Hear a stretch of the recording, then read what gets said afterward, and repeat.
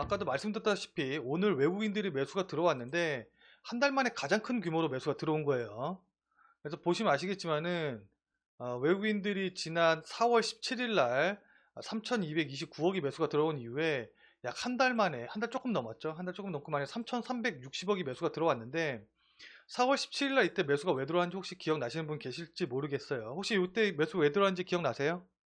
여러분들 기억하실 거예요. 길리어드 사이언스에서 치료제가 성공을 했다. 길리어드 사이언스사의 그 치료제 성공 이슈로 인해서 매수가 들어왔었고, 오늘 같은 경우는 뭐예요?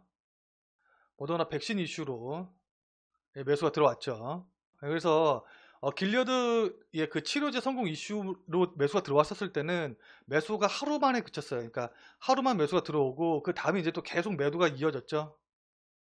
그러니까 보통 외국인들이 매수가 들어오면은 뭐 물론 매수가 들어온 것도 중요한데 그보다 더 중요한 게 뭐냐면 외국인 매수의 연속성이에요.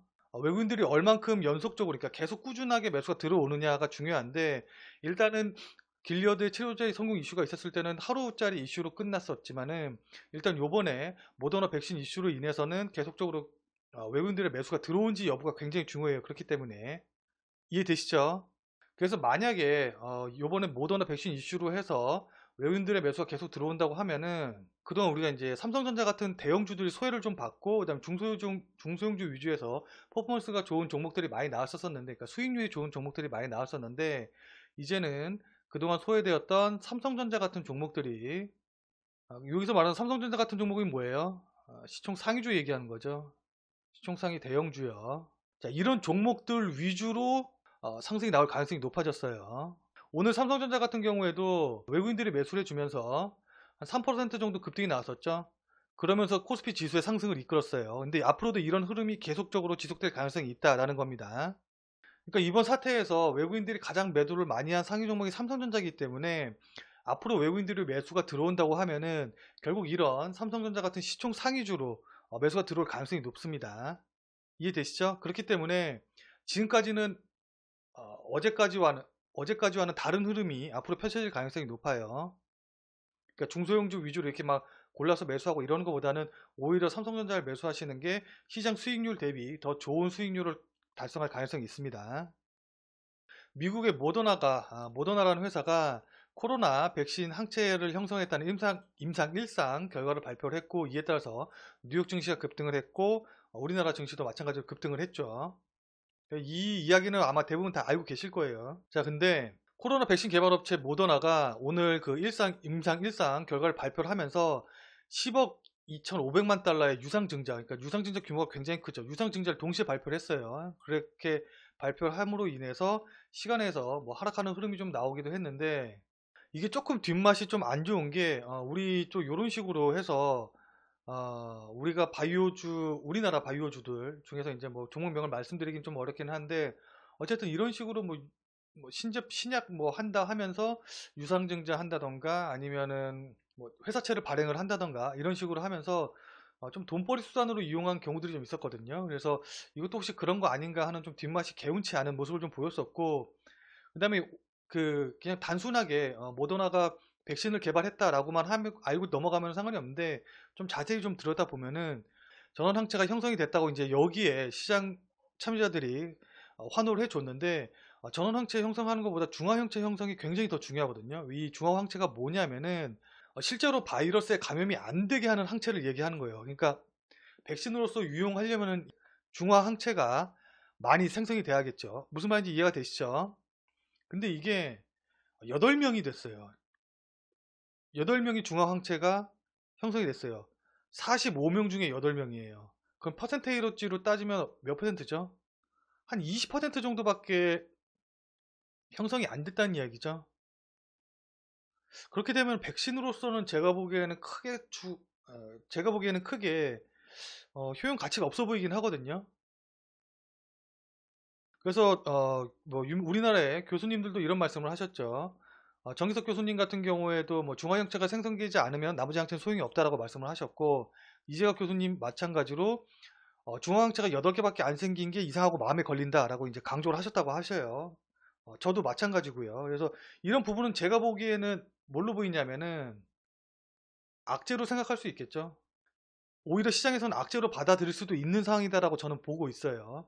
여러분들은 어떻게 생각하시는지 모르겠지만. 그리고 또 하나 좀 뒷맛이 개운치 않은 부분이 뭐냐면은 트럼프 대통령이 코로나19 개발 백신 속도를 내기 위해서 초고속 작전이라고 명명한 백신 TF를 공식 출범을 시켰어요. 지난 15일에요. 근데 이 TF에 이끌 수석 과학자가 몬셰프 슬라위 박사, 몬셰프 슬라위 박사라는 분이 수석 과학자인데 이분이 이 TF를 이끄시는데 하필이면은 모더나의 주요 투자자이자 모더나의 이사회 멤버로 15만 주 가까워 넘는 스톡 옵션을 갖고 있는 인물이에요. 이러면 좀 뭔가 뭐 물론 어떤 연관관계가 확실히 나온 건 아니기는 하지만 뒷맛이 개운치 않다는 느낌이 계속 좀 있기는 해요. 시장에서는 만약에 이거를 악재로 받아들인다고 하면은 이것도 좀 의심의 눈으로 쳐다볼 수 있는 상황이긴 하죠. 대만 TSMC가 화웨이에 반도체 공급 중단을 하기로 했다고 해요. 그러니까 뭐 물론 지금까지 갑자기 끊는 건 아니고 계약된 물량 그 이후의 거를 이제 더 이상 하지 않는다고 발표를 한 건데, 이렇게 돼서 화웨이가 만약에 스마트폰 생산을 못하게 되면은 이게 화웨이에 우리 SK 하이닉스가 납품 물량을 많이 하는데 공급하는 물량이 축소될 가능성이 있어요. 그럼 이건 우리나라 입장에서는 뭐 미국이랑 중국이랑 싸우니까 상관없어 라고 생각할 거예요? 아니면 우리나라 반도체 시장 자체가 흔들릴 수 있는 상황이기 때문에 악재라고 볼 수 있어요, 우리나라에서는. 제가 보기엔 악재라고 받아볼 수 있을 것 같거든요. 미국과 중국이 싸워서 화웨이가 반도체 공급이 진짜로 화웨이의 반도체 공급이 중단이 된다고 해서 뭐 삼성전자 그럼 갤럭시가 더 많이 팔리겠네 하면서 이제 호재로 받아들일 게 아니라 조금 더 깊게 생각하면 그 반도체 근간 업체 자체가 미국이냐 중국이냐 삼성전자랑 SK 하이닉스가 선택을 해야 되는 그런 상황이 될 수도 있는 거고, 만약에 중국이 아니라 미국을 선택을 하게 된다고 하면은 또 중국에서 우리나라의 그 사드 보복 한학년 보복 때처럼 어떤 식의 보복이 우리나라로 분명히 오겠죠. 저는 올 거라고 100% 확신하는데, 그런 식으로 보복이 또 펼쳐지게 된다고 하면 우리나라 전체적으로 경제 상황이 안 좋아지기 때문에 이것도 마찬가지로 악재로 발전할 가능성이 굉장히 크죠. 그 첫 발을 내딛는 게 그러니까 대만이 미국 쪽으로 손을 내민 거라고 볼 수도 있는 거고요. 일단 근데 여기서 중요한 게 뭐냐면은 제가 보기에는 충분히 악재로 받아들일 수 있는 이런 뉴스이고 여러분들이 생각하시기에도 악재로 받아들일 수 있는 뉴스임에도 불구하고 오늘 이런 악재들이 전혀 시장에서 주목받지 못하고 묻혀버렸죠. 오늘 시장 어디에서도 이런 이슈로 인해서 주가가 하락할 것이다, 하락해야 된다라는 이야기가 나오질 않았어요. 조금이라도 영향을 받아서 하락하지도 않았고요. 근데 보통 이렇게 악재들이 언제 묻히냐면은 상승 국면에 들어가게 되면은 악재는 묻히고 그 다음에 조그마한 호재는 부각이 됩니다. 오늘은 완벽한 상승장의 모습이었어요.